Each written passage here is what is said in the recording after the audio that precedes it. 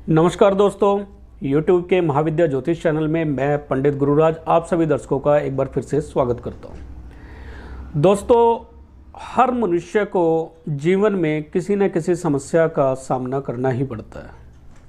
हर मनुष्य के जीवन में कोई ना कोई समस्या है और चलती रहती है। जैसे कुछ लोग हैं जिनको धन की समस्या है, धन एकत्र नहीं कर पा रहे हैं या धन का आगमन नहीं हो रहा है। कुछ लोगों का है कि शादी नहीं हो रही है। कुछ लोगों के शत्रु बहुत ज़्यादा हैं। कुछ लोग बीमारियों से ग्रसित हैं। कुछ लोग हैं जिनका काम कारोबार सेट नहीं है। कुछ लोग हैं जिनकी विदेश यात्रा रुकी हुई है। कुछ लोग हैं जो भाई की सेहत को लेके परेशान है, कुछ पिता की सेहत को लेके परेशान है, कुछ माता की सेहत को लेके परेशान है, कुछ बच्चों की सेहत को लेकर परेशान है, कुछ पत्नी की सेहत को लेके परेशान है, कोई पति की सेहत को लेके परेशान है। इस तरह की बहुत सारी समस्या हर मनुष्य को किसी न किसी रूप में झेलनी पड़ती है। लेकिन हम समस्या को कैसे जाने, कुंडली देखकर हम कुंडली में कैसे जाने कि इस इंसान को क्या समस्या है और उस समस्या का समाधान क्या है, तो आज हम इस विषय पर बात करेंगे। दोस्तों, कुंडली हमारे जीवन का आईना है। हम कुंडली देखकर कुंडली में ग्रहों की स्थिति से जीवन में पड़ने वाले प्रभावों को बहुत आसानी से देख सकते हैं। अगर कुंडली का सही ढंग से विवेचन किया जाए तो समस्या का पता लगाना बहुत आसान है और समस्या का निदान करना भी बहुत आसान है। तो दोस्तों, आज मैं आपको बताऊंगा कि कैसे हम कुंडली देखकर यह बता सकते हैं कि इस इंसान को क्या समस्या है और इसका समाधान क्या है। तो दोस्तों, सबसे पहले हमें कुंडली में देखना होता है कि उसकी कुंडली में लग्नेश की स्थिति क्या है। यानी प्रथम भाव कुंडली का जो है, जिसको लगन भाव कहा जाता है, लगन के स्वामी की स्थिति क्या है। यदि लगन का स्वामी छठे, आठवें, 12वें भाव में होगा तो निश्चित ही उस इंसान को इन भावों से रिलेटेड समस्या होगी। जैसे यदि लग्नेश छठे भाव में है तो हम कहेंगे कि इस व्यक्ति को रोग, ऋण, शत्रुओं से समस्या है। यानी हो सकता है वह इंसान शत्रुओं से दुखी हो, ऋण यानी कर्जे से दुखी हो, रोग यानी बीमारियों से दुखी हों। अब यहाँ पे दूसरे फैक्ट भी देखने होते हैं। लग्नेश का छठे भाव में होना असल में किस चीज़ की तरफ इंडिकेट कर रहा है, यह देखना बहुत ज़रूरी है। प्रथम बात तो यही है कि यदि लग्नेश छठे भाव में है तो छठा खाना रोग, ऋण, शत्रु का है, तो वह इंसान रोग, ऋण, शत्रुओं से ग्रसित होगा। यदि लग्नेश अष्टम भाव में बैठा हुआ है तो अष्टम भाव मृत्यु तुल्य कष्ट का है, ऑब्स्टेकल, हर काम में रुकावट का है। तो ऐसे इंसान को हर काम में रुकावटों का सामना करना पड़ता है, मृत्यु तुल्य कष्टों का सामना करना पड़ता है और दिमागी टेंशन हर वक्त बनी रहती है। इसी प्रकार यदि लग्नेश 12वें भाव में कुंडली के बैठा हो तो 12वां भाव हानि का है, खर्च का है, रात्रि शैया का है और विदेश यात्रा का है। यदि लग्नेश 12वें भाव में है तो यह विदेश यात्रा के योग तो बनाता है, परंतु 12वां भाव खर्च का भी है, तो यहाँ पे खर्चों की अधिकता जाहिर सी बात है हो जाएगी। तो कुंडली में द्वादश भाव में यदि लग्नेश बैठा हुआ है तो हॉस्पिटल का खर्चा बढ़ सकता है, विदेश यात्रा करनी पड़ सकती है, रात्रि की जो नींद है वो डिस्टर्ब हो सकती है और कई तरह की समस्याओं का सामना करना पड़ सकता है। 12वां भाव जेल यात्रा का भी है, तो कई बार जेल यात्रा भी करनी पड़ सकती है यदि लग्नेश के द्वादश भाव में स्थित होने पर उस पर राहु, शनि या किसी अशुभ ग्रह की दृष्टि हो जाए।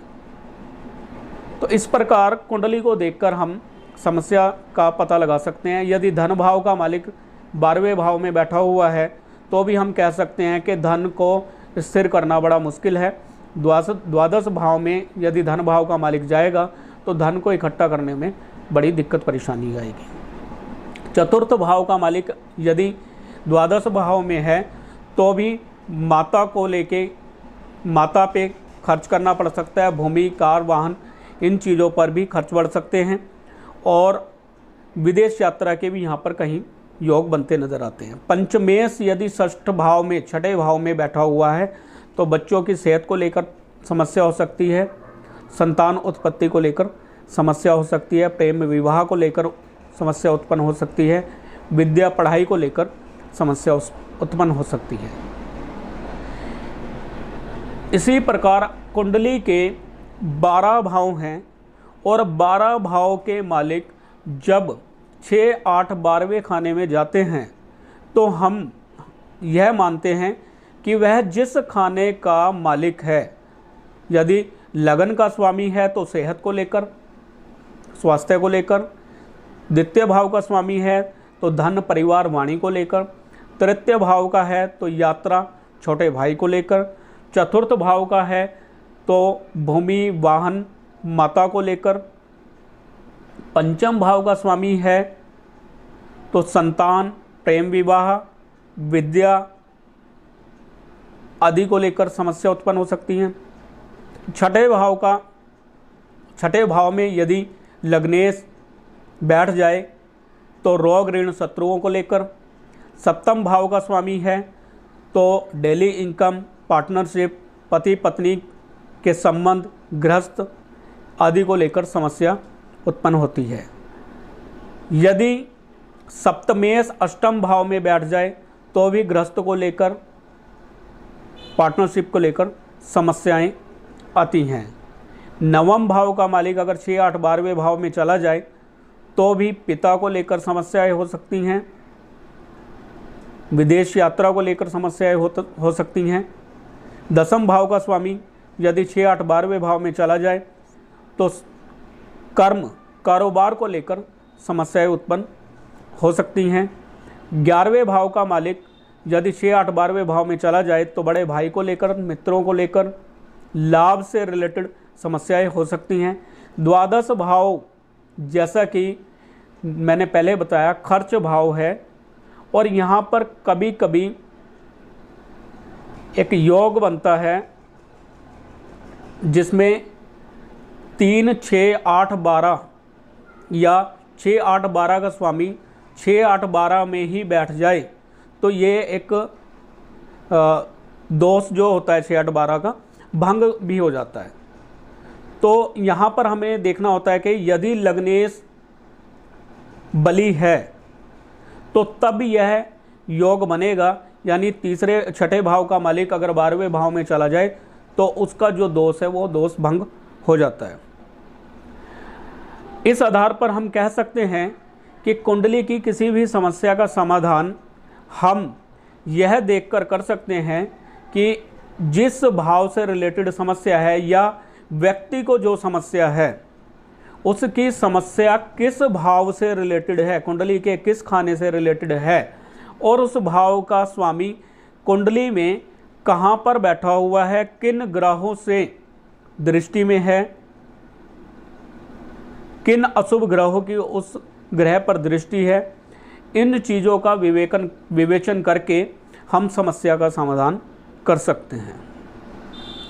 तो सर्वप्रथम आप किसी योग्य ज्योतिषी को अपनी कुंडली दिखाएं और यदि आप खुद भी थोड़ा बहुत ज्योतिष जानते हैं तो आप सबसे पहले यह देखें कि लग्नेश की स्थिति क्या है, कहीं 6, 8, 12वें भाव में तो नहीं है, सूर्य से अस्त तो नहीं है, राहु केतु या अन्य अशुभ ग्रहों, मारक ग्रहों के साथ में तो नहीं है। यदि ऐसा है तो समस्याएं हो सकती हैं। तो कुंडली का सही विवेचन आप योग्य पंडित से करवाएं और समस्या का समाधान आप कर सकते हैं।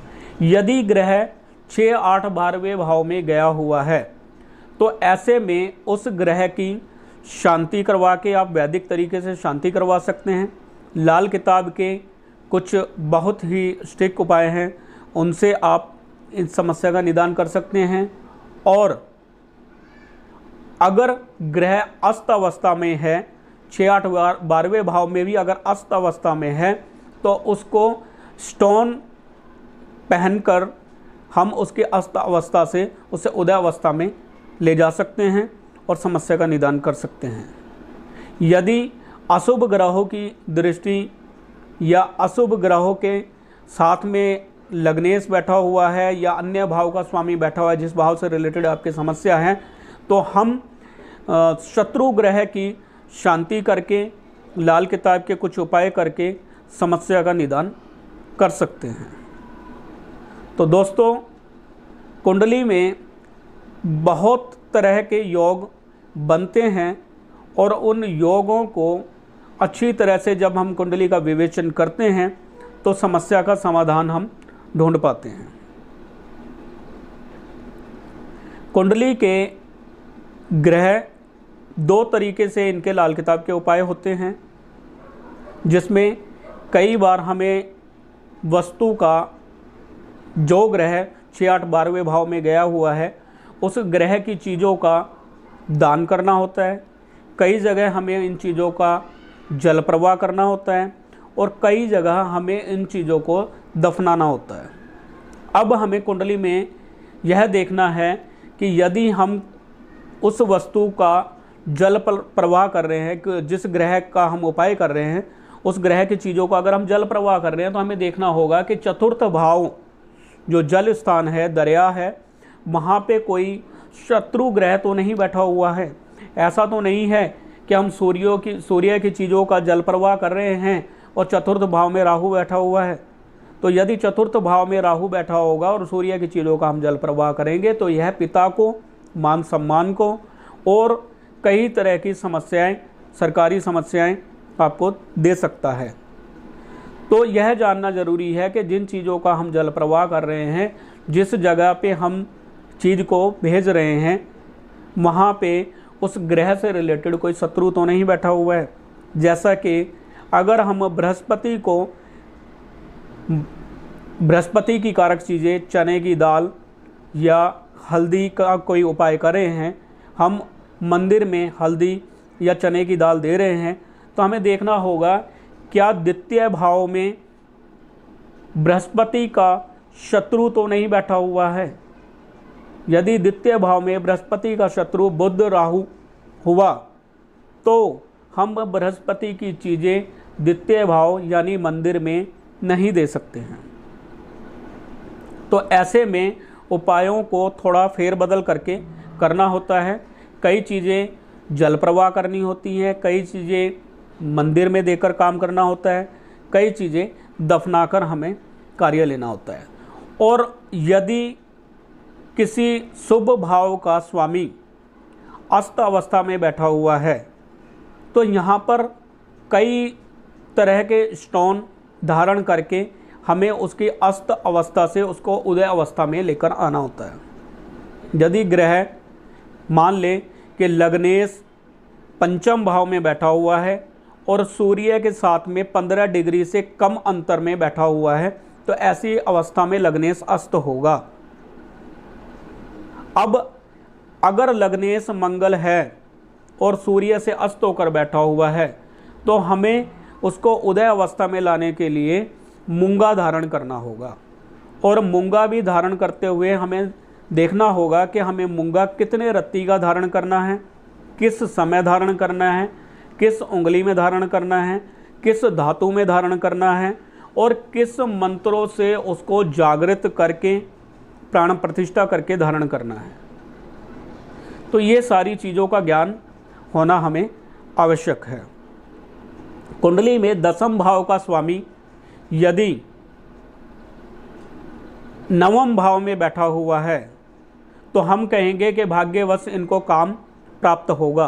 परंतु यदि नवम भाव में भी ग्रह 0 डिग्री पे है या 3 डिग्री 2 डिग्री पे बैठा हुआ है तो वह फल देने में असमर्थ होगा। यदि सूर्य के साथ में बैठा हुआ है तो अस्तअवस्था में होने की वजह से फल देने में असमर्थ होगा। यदि शत्रु ग्रहों के साथ में बैठा है तो भी फल देने में असमर्थ होगा। यदि शत्रु ग्रह की दृष्टि में बैठा है तो भी फल देने में असमर्थ होगा। तो हमें यहाँ पर सबसे पहले उस ग्रह की डिग्री देखनी होगी कि दसम भाव का स्वामी, यदि हम नौकरी या रोजगार से रिलेटेड क्वेश्चन है या समस्या का समाधान ढूंढ रहे हैं तो हमें देखना होगा कि रोजगार का स्वामी, दसम भाव का स्वामी कहाँ पर बैठा हुआ है, कितने डिग्री का है, किस ग्रह के साथ में युति करके बैठा हुआ है, अस्त अवस्था में तो नहीं है। यदि अस्त अवस्था में है तो हमें दशमेश ग्रह का स्टोन धारण करना होगा और यह देखते हुए कि वह ग्रह कारक है या मारक है। कारक और मारक का ज्ञान करके उस ग्रह से रिलेटेड स्टोन पहन के हम उसकी डिग्री को बढ़ा सकते हैं और शुभ फल प्राप्त कर सकते हैं। यदि अस्त अवस्था में है और 6, 8वें 12वें भाव में भी है और मारक ग्रह भी है तो भी हमें स्टोन धारण करके दसम भाव से रिलेटेड फल प्राप्त कर सकते हैं या लेने होंगे। तो दोस्तों, यदि आप कुंडली दिखाने के इच्छुक हैं तो आप व्हाट्सएप पे या फ़ोन करके आप अपनी डिटेल भेजकर कुंडली की जानकारी ले सकते हैं, समस्या का समाधान करवा सकते हैं। तो दोस्तों, उम्मीद है आज की दी गई जानकारी आपको पसंद आई होगी। यदि आपको किसी तरह की कोई समस्या है तो आप कमेंट कर सकते हैं और चाहें तो मोबाइल पर, फ़ोन नंबर पर संपर्क करके अपनी कुंडली दिखा सकते हैं और समाधान पता कर सकते हैं। तो दोस्तों, फिर मिलेंगे, तब तक के लिए नमस्कार।